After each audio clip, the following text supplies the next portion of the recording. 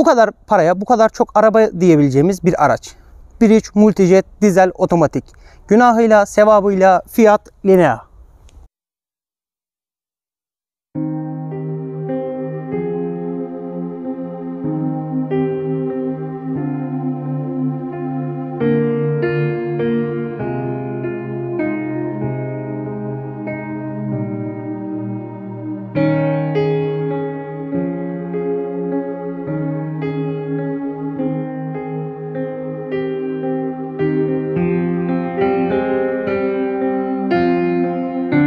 Merhaba YouTube, ben Mahmut Arslan.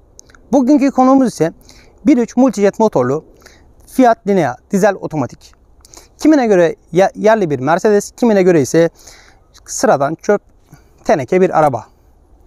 Bugünkü aracımızın alameti farikası nedir diyecek olursak da bugünkü aracımız 1.3 Multijet, az yakan çok kaçan, doğrusu bugünkü biraz fazla kaçmıyor ama otomatik vitesinden dolayı tek kavramlı bir araç. Bildiğiniz üzere bu aracımız yıllardır jandarmalarımızın, polislerimizin, ilaç dağıtım şirketlerinin, hatta rentekarların ve birkaç devlet kuruluşunun vazgeçilmez araç. Peki biz Linea'yı neden bu kadar çok sevdik? Peki neden yollarda bu kadar çok Linea görüyoruz? Bu kadar paraya bu kadar çok araba diyebileceğimiz bir araç. 1.3 Multijet dizel otomatik. Günahıyla, sevabıyla Fiat Linea. Bildiğiniz üzere yıllar öncesinde Türkiye'de yerli otomobil denilen bir kavram vardı. Halk otomobili diyebileceğimiz, tabii bu kuş serisiyle başlayan o meşhur Murat 131'ler, 124'ler, onların yerini bıraktığı Şahinler, Doğanlar, Kartallar, onların da zamanı bitince yerini nereye bırakmıştı? Hatırlayacağınız üzere Fiat Siena'lar ve Fiat Albea'lar. Fiat Siena'lar genelde taksilerde kullanıldı ama ülkemiz nedense Fiat Albea'yı biraz daha çok sevdi. Bugünse Albea'nın tahtına devrettiği Fiat Linea ile birlikteyiz. Fiat Linea dediğimiz aracımız 1760 mm uzunluğu ve 1620 mm bir genişliğe sahipti yanlış hatırlamıyorsam. Gördüğünüz gibi gayet uzun bir araç. Şöyle arkadan da gördüğünüz gibi aslında bayağı da kutu gibi, hap gibi bir tasarıma sahip bir araç. Ama nedir bu aracın alameti farikası? Bizlere bu kadar bu aracı sevdiren. Türkler neden bu aracı bu kadar çok seviyor? Neden yolda gördüğümüz her 3-4 arabadan bir tanesi Fiat Linea, eskisiyle yenisiyle? Gördüğünüz üzere aracımızda 700-800 litre, tam yanlış hatırlamıyorsam 760 litre bagaja sahip bir araçtı. Fiat Linea aslında şöyle yılların getirdiği bir şeyle, tabi buralar biraz sarkmış etmiş, ama diğer rakipleri ne göre baktığınız zaman bu araçta en boşunda dahi şu görmüş olduğunuz halı kaplama var bagajda. Ya hani adamlar aslında bize o kadar da çok önem vermiş, biliyor musunuz? Hani bu araca çöp diyen arkadaşlara sesleniyorum buradan. Hani o malum baklavalı araçta bu var mı acaba en boş paketinde? Aynı şekilde gördüğünüz üzere tabi şu an günümüzde pek olmayan tam boy stepme ve kirko seti. Tam boy stepmeye şu an tabi biraz araçların maliyetiydi, cartıydı, curtuydu derken araçları artık koymuyorlar. Lastik seti vesaire geçiştiriyorlar. Hazır arkaya gelmişken bagajı anlattık. Son olarak da ya bakıyor musun adamlar ne kadar güzel anlatmış burayı ya. Bak. Fiat Linea diyorsun. Hani hiç ummadığın araba diyorsun. Halk arabası diyorsun ama bak görüyor musun? Adamlar buraya yağmurda, çamurda, toprakta, tozda elin kirlenmesin diye koymuş. Gelelim aracın diğer özelliklerine. Sayın arkadaşlar, ben sizlere ne kadar en full paket, en dolu arabaları çekmeyeceğim diye söz versem de affınıza sığınarak bugünkü aracımız en full paket. Ki keza bunu bulabildik. Bu araca, bu paraya bu araç diyebileceğimiz bir araç. Bugünkü aracımızda diğer boş paket araçlara göre anlatacağımız nelerimiz var? Bugünkü konumuzda diğer Linea'lara göre bizi karşılayan nelerimiz var? Birincisi, güvenlik paketimiz var. Yani alarm. Bu araçta donanım olarak gelen bir özellik. İkincisi, burada gördüğünüz kadife kaplı döşeme. Keza Linea'lara ne kadar boş deseler de gördüğünüz üzere yanlış hatırlamıyorsam en son çıkan modellerinde de 4 cam otomatik ve elektrikli ayna vardı. Görmüş olduğunuz üzere nikelajlı kapı kolları.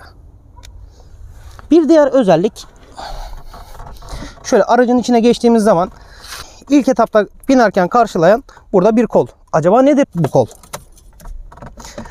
Şöyle göreceğiniz üzere hız sabitleyici. Evet, inanması güç ama Fiat Linea'da bir hız sabitleyici mevcut arkadaşlar. Bir diğer özellik Fiat Linea'nın çift renk torpidosu. Çift renk torpido çoğu Linea'da yoktur. Zaten artık günümüzdeki çoğu araçta yok. Burada biraz silinmiş ama burada da göreceğiniz üzere şu A yazan otomatik var. Yani hava karardığında kendiliğinden yanan farlarımız var. Bir diğer özellik ise burada görmüş olduğunuz kendiliğinden otomatik kararan dikiz aynası. Başka nelerimiz var diyecek olursak bu araçta, bugünkü aracımız en dolu paket olduğundan dolayı tabi biraz teybi sökmüşler. Teybi kendileri almışlar. Yani kendilerine farklı bir teyp almışlar. Burada görmüş olduğunuz üzere. Aynı zamanda bu aracımızda dijital bir klima mevcut. İnanması güç ama otomatik klima. Bakın buradan otoya bastığınız zaman buradan derecesini ayarlıyorsunuz.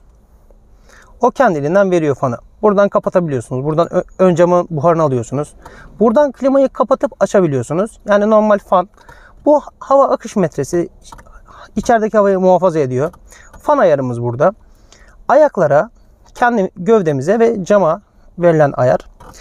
Arkadaşlar bugünkü aracımız Fiat Linea. Şöyle göstereyim. Burada bir kol dayamamız mevcut. Kol dayama Linea'larda hemen hemen çoğu arabada yoktur. Bu fabrikadan standart olan bir özellik. Burada görmüş olduğunuz üzere çift renkli, açık renkli koltuklar. Keza bu koltuklar bej rengi ve kadife rengi olarak gelmekteydi. Bugünkü aracımızda kadife rengi var, bej rengi yok. Tabi malum aracımız 2011 model olduğundan dolayı biraz trim sesleri mevcut. Buralar falan biraz yıpranmış ama olur yani. Sonuçta kaç yaşında araç. Son olarak burada aracımızın 2 tane bardaklık gözü var. Bu zaten Fiat Linea'larda biraz standarttır. En boşunda da var, en dolusunda da var. Koltuklar görmüş olduğunuz üzere bu renktedir. İnanması güç olabilir belki ama bu gerçekten Fiat Linea'da var. Son olarak deri döşemelerimiz yok tabii ki de bu araçta. Sadece çift renkli torpidomuz mevcut. Bu aracın tabii ki de şöyle göreceğiniz üzere yükseklik ve derinlik ayarı da mevcut. Hani Fiat Linea yani bu araba arkadaşlar. Yanlış anlaşılmasın. Bu aracın zaten en boşunda da en dolusunda da tavan gayet açık bir renk. Hani insanın içini ferahlatan bir renk. Makyaj aynalarına bakacak olursak da makyaj aynaları bu şekilde ışıksız. Ya sonuçta ekonomik bir araç. Bu araba ekonomik olmasına rağmen bu kadar bir özelliğe sahip. Aslında mesele bu. Hani çok paraya az araba değil. Az paraya çok araba bu arabadaki olay. Gördüğünüz gibi burada hem bir ruhsat koyma cebimiz var hem de bir makyaj aynamız var. Makyaj aynamızda dediğim gibi şey yok. Bu aracın bazı modellerinde özellikle makyajlı kasalarında burada bir tane gözlük koyma cebi oluyor. Hani tabii bu aracımızın model yılı makyajsız olduğundan dolayı bu aracımızda yok. Torpidosu şimdi başkasının aracı olduğu için torpidoyu çok taşımak istemiyorum ama özel malzemeleri kişisel eşyalar olur diye. Hani gayet size yetebilecek bir torpido. Öyle çok küçük de değil, çok büyük de değil. Torpido demişken bu aracın bazılarında şu görmüş olduğunuz bölgede Blue Me özelliği var. Yani bugünkü Egea'lardan hakim olduğunuz bu Bluetooth'ta telefon görüşmesi. Ya sadece müzik dinlemiyorsunuz bunda. Tabi bunlar zamanında Fiat mühendisleri Egea değil Linea ve Bravo ile Bravo'lardı. Evet, Bravo ve Punto'larda başlattı bu özelliği. Blue Me özelliği. Burada bir alet var. Burada da bir Windows tuşu var. Windows tuşuna basıyorsunuz. Telefonunuzu bağlıyorsunuz. Ama Fiat'ların en büyük özelliği şudur arkadaşlar. Yine sizi düşünüyor Fiat. Diyor ki sen arabayı kullanırken, arabayı sürerken Bluetooth'ta ben seni uğraştırmam. Sadece müzik değiştirebilirsin araba kullanırken. Onun dışında çek kenara kardeşim. Arabayı kullanma. Ben zaten sana gerekli şeyleri söylüyorum. Bakmış olduğunuz üzere aslında hani aracımız ekonomik bir araç ama sürüş pozisyonu da gayet güzel. Hani rahat bir pozisyonu var aracın. Hani sizi böyle kasan, sizi böyle sıkan bir araç değil. Ki keza bu araç B sınıfından C sınıfına devşirme bir araçtır. Fiat Linea'nın arka tarafına geçtiğimiz zaman ise gördüğünüz üzere gayet rahat, gayet konforlu bir yer karşılıyor bizi. Bu arada benim boyum 1.86 arkadaşlar. Fiat Linea'nın arka koltuğunda 2+1 koltuk düzenine sahip koltuklar var. Başka nelerimiz var? O zamanın yılına göre baktığımızda bir tane arka havalandırma var.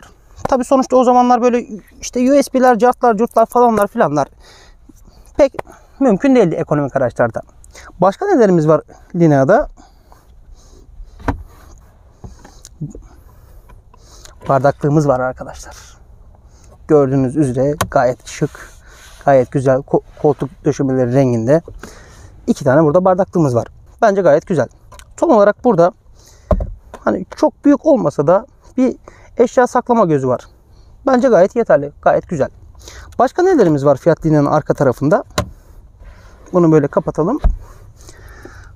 Burada görmüş olduğunuz üzere Isofix. Yani Linea zamanında bebek koltuklu aileler, bebekli aileler için şurada görmüş olduğunuz kancalar var. Bunu zaten çoğu aile biliyordur. Bilmeyenler için anlatalım. Bebek koltuğunuzun böyle klipsleri var. O klipsleri getiriyorsunuz, buraya koyuyorsunuz. Yok işte kemerle bağlayayım, onu yapayım, bunu yapayım gibi bir derdiniz olmuyor. Gayet rahat bir şekilde kalıyor. Bu arada arka koltuklar Fiat Linea'da çoğu insanın şikayet ettiği şekilde 2 tane arka koltuk var. Yani aslında bu araç 5 kişilik değil 4 kişilik olarak tasarlanmış bir araç. Buraya ancak işte küçük çocuklar vesaire oturabilir. Şaft tüneline baktığımız zaman ise burada bir insan çok rahatlıkla seyahat edebilir. Keza biz bu arabayla 8-9 kişi seyahate çıkmışlığımız bile oldu. Kısa süreli olsa da. Gelelim şimdi Fiat Linea'nın motoruna arkadaşlar. Fiat Linea'da bildiğiniz üzere 1.3 Multijet motorumuz var. Motora zaten herkes hakim. Fiat Linea tabi 1.3 motora sahip ama gördüğünüz üzere hani artık sarkmalar yaşından itibaren sarkmalar mevcut olmuş olsa da adamlar buraya bir şey koymuş ya, yalıtım koymuşlar. Hani bu yüzden ben Linea'ları seviyorum. Burada bir motor kapağımız mevcut. Gördüğünüz üzere işte fren hidroliğiydi, direksiyon yağıydı, antifriziydi, aküsüydü, cam suyuydu, fanıydı vesaire, sigorta kutusuydu, hava filtresi hepsi zaten burada mevcut. Fiat Linea Bursa'daki fabrikasında üretilirken 6 tane motorla çıktı. Fakat bizim ülkemize bunlardan sadece 4 tanesi geldi. Peki nedir bu motorlar? 1.4 T-Jet denilen Fiat Bravo'larda da kullanılan, hakim olduğunuz benzinli turbolu motor. 1.4 Fire motor dediğimiz benzinli atmosferik, bugün Egea'larda mevcut olan motorumuz. Şöyle bir motordur arkadaşlar. Bağırıyor ama gitmiyor ve yakıyor. Böyle bir motor. Ve hala da alıyorlar, ben anlamıyorum açıkçası. Son olarak da benzinli motorlarda 1.8 atmosferik, bu Güney Amerika için üretilen bir motor. Peki bugünkü konumuz dizel aracımızda olan motorlar ise nelerdir? Dizel seçeneklerimiz. 1.9 ilk nesil Doblo'lardan da hakim olduğunuz JTD denilen turbo beslemeli dizel bir motor. Bu tabi Türkiye'de üretilmedi. Sadece Güney Amerika pazarı için üretildi. Bir de bugünkü konumuzun abisi diyebileceğimiz, bu da kısa bir süre için üretilen 1.6 turbo beslemeli motor. Son olaraksa bugünkü aracımızda da konuğumuzda da olduğu gibi 1.3 Multijet, filoların vazgeçilmezi olan dizel turbolu motorumuz. Az yakar çok kaçar. Evet arkadaşlar, gelelim Linea'nın donanımlarına şimdi de. Linea ülkemizde bayağı bir donanım paketine sahip olduğu için sizden çok özür dileyerek biraz notlardan yardım almak zorunda kalacağım arkadaşlar. Linea'nın donanımları Active Plus, Actual Plus, Dynamic Plus, Easy, Emotion Plus, ki bugünkü aracımız da Emotion Plus pakete sahip bir araç. Yeni kasalarda ise Long, bu arada benim favorimdir Long. Via yine bu kasalardaydı yanlış hatırlamıyorsam. Urban Plus ve fakir spek olan filoların da vazgeçilmezi Pop paket. Son olarak ise Fiat Linea'nın bir de Mood adında bir paketi vardı. Fakat benim Mood hakkında bir bilgim yok. Eğer sen biliyorsan altta yorumlara bizimle paylaşırsan biz de mutlu oluruz. Bizi de bilgilendirmiş olursun. Fiat Linea aracımızın aslında en güzel özelliklerinden bir tanesi az yakmasından ziyade çok iyi yol tutmasıdır. Peki Fiat Linea aracımız nasıl yol tutuyor? Şöyle baktığınız zaman tekerler aslında biraz önde veya arkada durabilir. Diğer araçlara göre, çünkü boyut biraz fazla. Bir alameti faikası nedir bu aracın? Ön taraflar MacPherson süspansiyona sahip arkadaşlar. Yani aslında sert bir araç, sıkı bir araç. Bundan dolayı çok güzel yol tutan bir araç. Arka taraflar ise tam bağımsız süspansiyona sahip. Yani arka taraflar biraz konfordan çalmamak için tam bağımsız süspansiyon koymuşlar. Ama ön taraflarda söylediğim gibi tam bağımsız değil, MacPherson süspansiyonlara sahip. Bugünkü aracımızın lastik ebatları 195'e 60 R15. Yani 15 janta sahip bir araç. Gördüğünüz üzere bu araç bu kasanın en full paketlerinde mevcuttur arkadaşlar. Son olarak söylemeyi unuttum bu arada.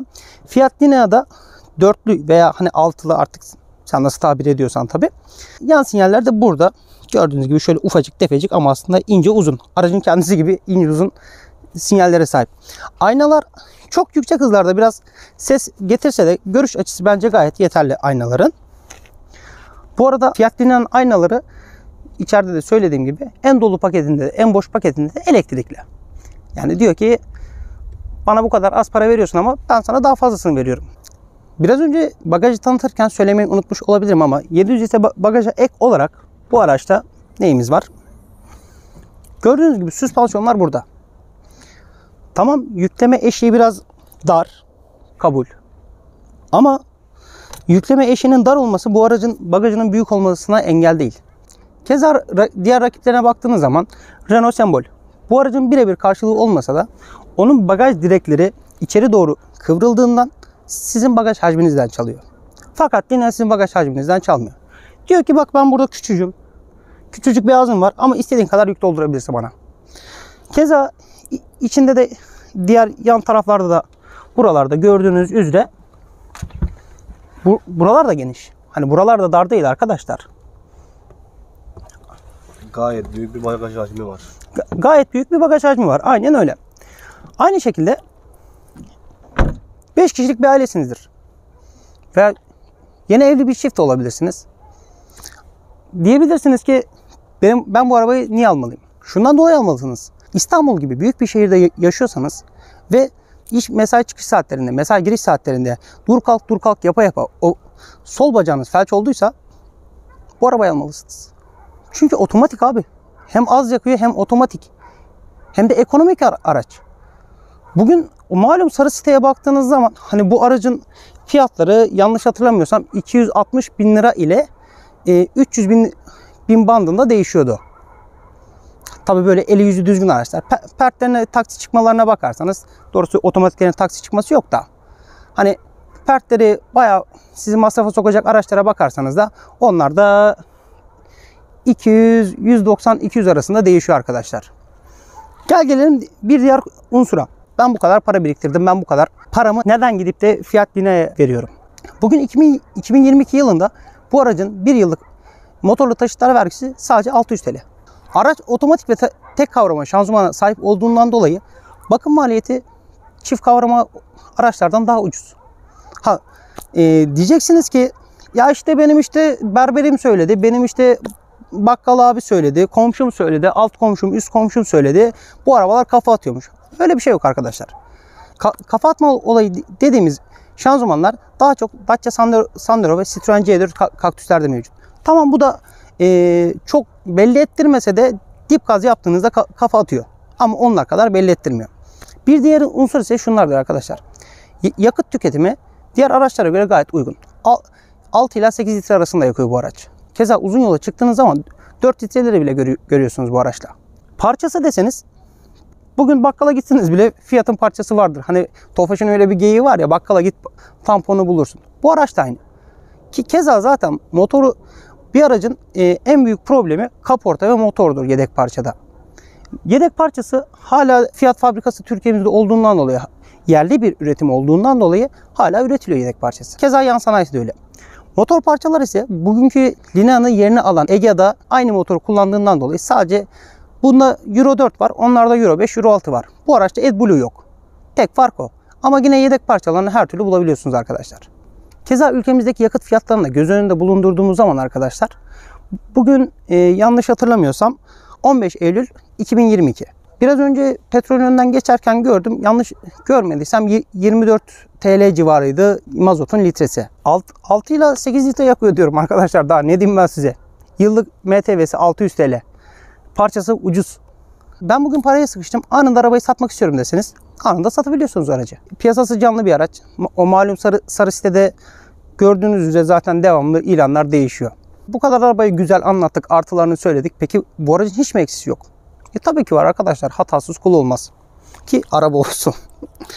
Bu aracın bugünkü konuğumuz Fiat Linea'nın dışarıdan herhangi bir şekilde anahtar olmadan bagaj açma kolu yok.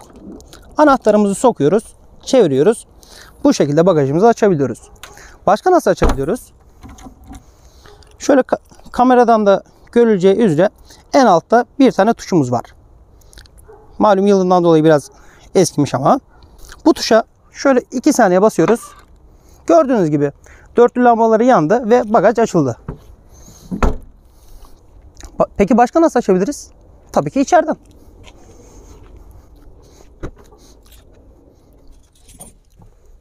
Burada görmüş olduğunuz teybin üzerindeki şu tuştan bagajımızı açabiliriz. Böyle basıyoruz. Hemen zaten açılıyor. Başka nesi var bu aracımın eksi olarak? Camların tam açılmaması. Ne yaparsanız yapın camlar asla açılmıyor. Fiat mühendisleri zamanında bize burada bir yer sunmak için böyle bir kapı cebi koymuş. Hani ufacık bir kapı cebi ama gayet yeterli. Bundan dolayı camlar yarım açılıyor, tam açılmıyor. Peki başka ne var bugünkü aracımızın ya da Fiat Linea'nın eksisi olarak? Duolojistik tek kavramalı şanzımanı. Şanzıman tek kavrama olduğundan dolayı arkadaşlar yokuşlarda mecbur vitesi boşa alıp el freni çekmeniz gerekiyor. Keza yokuş kalkarken araç ilk baş biraz zorlanıyor. Ve tabi manuele göre performansı biraz daha düşük.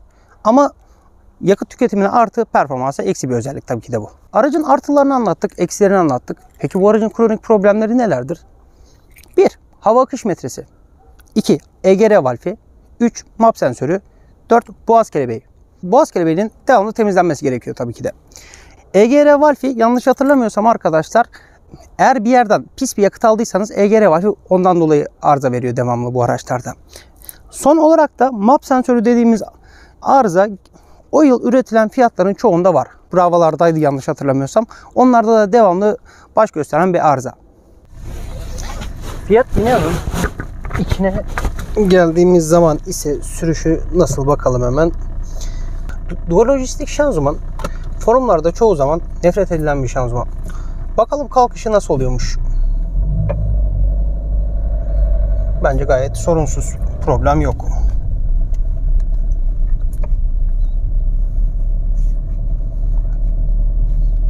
Hava karardığı için araç zaten farlarını kendisi yaktı şu anda. Bakın şu anda 30 km hıza çıktığımızdan dolayı da kendi kapılarını kilitledi. Yolumuz biraz kötü. Tabii yola çıkmadan önce sinyalimizi veriyoruz. Sağımızı solumuzu kontrol edip yolumuza çıkıyoruz arkadaşlar. Fiat Linea aslında yıllardır insanlarda biraz işte filo arabası, rentekar arabası, o araba alınmaz, şöyle böyle gibisinden bir irtiba bıraktı.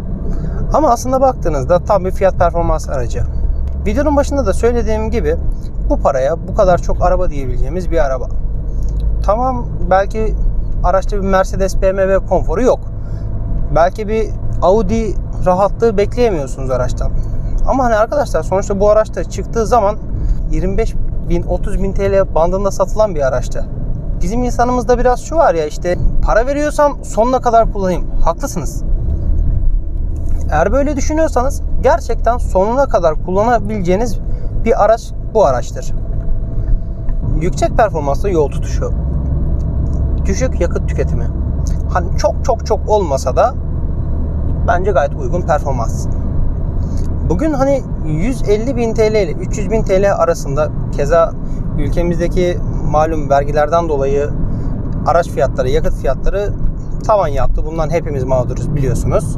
Ama bizim olayımız, hem kanalımızın olayı nedir?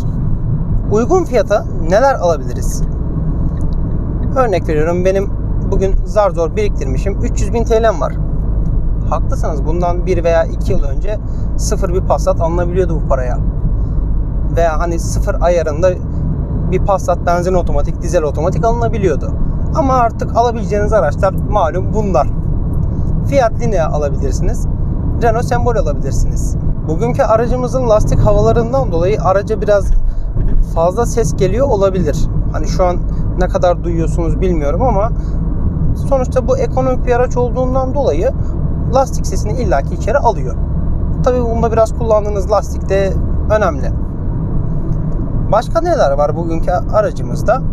Söylediğim gibi hani sol bacağınızı hiç kullanmanıza gerek kalmadan sağ bacağınızla hem aracı yürütebilirsiniz hem de dur kalk yapabilirsiniz. Buna ek olarak da malum yakıt fiyatları ülkemizde bayağı bir yükseldi. Bu arada kornayı da duymuş olduk.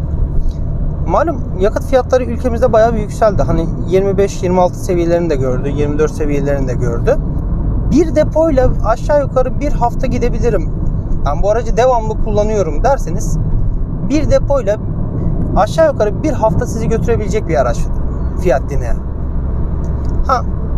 Kullanmıyorsanız zaten bugünkü ekonomide, bugünkü fiyatlarda en iyi araç kapının önündeki kullanmadığın araçtır bir nevi baktığınız zaman. Ama bizim maksadımız kullanabileceğimiz bir araç ama bize yürütme maliyeti olarak, bakım maliyeti olarak, fiyatlar olarak en uygun olabilecek araç. Bu yüzden de en mantıklı aracımız Fiat Linea arkadaşlar. Linea'ya rakip olarak ne vardı? Dolu paketlerinde Fluence vardı, boş paketlerinde ise Renault Sembol vardı. Keza Renault Sembol dediğimiz araçta bugün Dacia Logan'ın Rusya'da satılan veya Batı ülkelerine gelişmekte olan ülkelere satılan Dacia Logan'ın sedan versiyonuydu. Bir sonraki videomuzda da zaten söz vermesem de Renault Sembol'ü size tanıtmaya çalışacağım.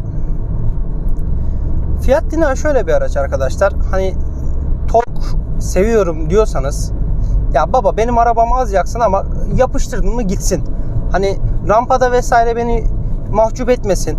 Hani o dizelin torkunu hissedeyim ama vergisi de düşük olsun, parçası ucuz olsun, yakıtı uygun olsun derseniz alabileceğiniz nadir araçlardan bir tanesidir.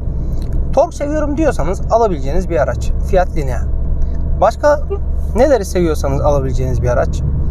Benim yakıt tüketimim uygun olsun derseniz, benim aracımın parçası her yerde bulunsun derseniz, ben bugün Türkiye'nin neresine gidersem gideyim, herhangi bir sanayide direkt herhangi bir ustaya gittiğim zaman benim arabamın yağını, suyunu, tuzunu bakabilsin, kontrol edebilirsin, değiştirebilsin derseniz tercih edebileceğiniz bir araç Fiat Linea.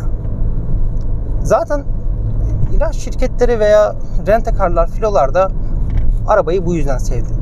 Ve arkadaşlar inanın gerçekten kemikli bir araba. Hani 2 kilometre gittikten sonra ben hemen bozuldum. Narin bir araba değil. Nazlı bir araba değil. İşte ben hemen bozuldum. Benim şuramı tamire götür, benim buramı tamire götür gibisinden size masraf çıkartmıyor. Derseniz ki arkadaşım, kardeşim, dostum, hani ben senin anlattıklarından tatmin olmadım. Ben bu arabayı artılarını söyledin, eksilerini söyledin, kronik arızalarını söyledin. Ben bu arabayı almayacağım. Olabilir. Peki bu arabayı almak yerine ne alabilirsiniz? Unutmayın bu araç 2011 model dizel otomatik. Malum sarı siteye baktığımız zaman 153.000 TL ile 300.000 TL bandında bulunabilen araçlar şunlardır. 2017-2018 model Sembol dizel manuel Joy paket. En boş paket ve dizel manuel. Başka nelerimiz var? Hani böyle biraz masraf edebilirim diyeceğiniz araçlar. Pert kayıtlı 2016 model Fiat Egea benzinli otomatik. Veya da yine pert kayıtlı 2016 model Fluence dizel otomatik. Veya da hani onlar da beni kesmedi derseniz, illa da pert kayıtlı alacağım derseniz 2016 model Hyundai Accent Blue dizel otomatiğe de başvurabilirsiniz. Son olarak da Hyundai Accent dizel, ya ben dizel araba istemiyorum, ben benzinli araba istiyorum derseniz de 2015 model Mitsubishi Outrage benzin otomatik alabilirsiniz. Ama hiçbiri bir Linea değil. Beni dinlediğiniz için teşekkürler, saygılar. Bir sonraki videoda görüşmek üzere.